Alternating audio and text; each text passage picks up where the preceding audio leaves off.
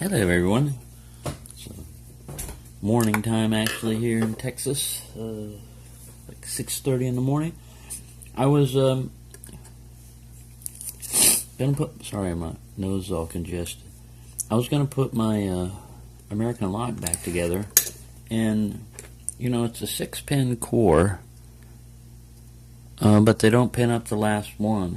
And I thought, well, you know, I can make this a little bit better by making it a 6-pin lock. So I took the pieces out of my other American lock, and I went through and I was looking for a key pin that would fit in there, and then all you have to do is put in a spring in the driver, and I've got another spool from the other lock, and I could just drop another spool in there. So what you do is you take your various pins that you've got left. In my case, I don't have a repinning kit or anything for American locks. And you drop it in there, and you can see this one's a little bit high, but it's almost there. It's just sticking up maybe one serration cut up. Alright? And I looked at pushing and pulling the key back, you know, trying to see if there's any spot where they're completely level, and this one's always sticking up just a little bit. So if I want to use that pin, what I'm going to have to do is take off a little bit off of the height of the pin. And you don't want to mess with the bumpy side, you want to mess with the flat side if you're going to reduce it. And it's simply a matter of grabbing the pin properly. This is a diamond honed stone. I use it for knives and stuff, but it's also good for this. And you get your pin in a little tweezers or whatever, and it's brass, and you just go back and forth like this, trying to reduce this. Now, in doing this, I'm damaging the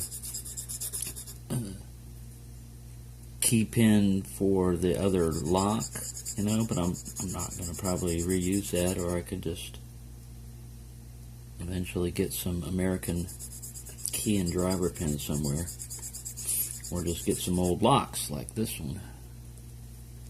But that's all I'm doing, is just trying to sand it down a little bit and reduce the height. There may be a faster, easier way, but I don't need a whole lot. I don't need to take off a whole lot. This could take a while. I just want to show you, that's all you got to do is find a key pin that'll fit in that slot and won't stick up or won't go too low. You don't want it to go too low, and you don't want it to go too high. You want it to be just right. And this one's still sticking up a bit, if you can see.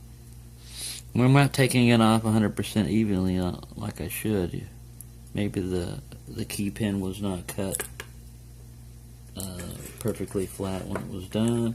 More likely, it's the way I'm doing it. You want to get this right, because if you get it a little bit too low or a little bit too high, your lock is not going to operate as smoothly, if at all. Sometimes you can really screw it up. You want it to be able to work with the key. If you put it back together and the key doesn't rotate the core, you might want to try that, you know, before you lock the lock up. This is what I'm going to do. I'm going to test my process out before I lock it up. Because if you can't get to the shackle, you can't disassemble it, and you can't take out what you messed up. But I should be able to, even if a lock is messed up a lot of times and the key won't work, you can still pick it with a pick sometimes. The key will only do so much, but a pick can allow you to get further.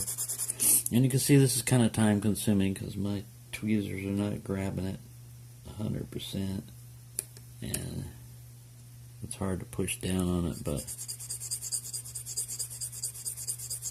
that's all I'm doing. So I'll cut this off right now, and when I get it all done, I'll just make this a multi-part video, basically, because I don't want to bore you with all the tedious part of it.